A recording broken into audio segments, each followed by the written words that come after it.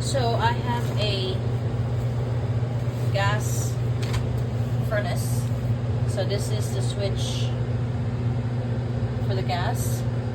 That's the gas intake, so it goes up to here, and then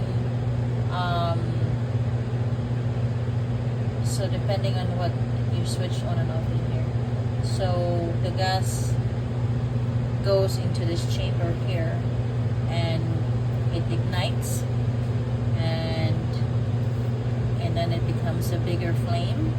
It sends it off towards this big guy here, fan. So once this guy is happy, it sends out to my thermostat. So it signals this guy to shut off. Not actually shut off, but just rest.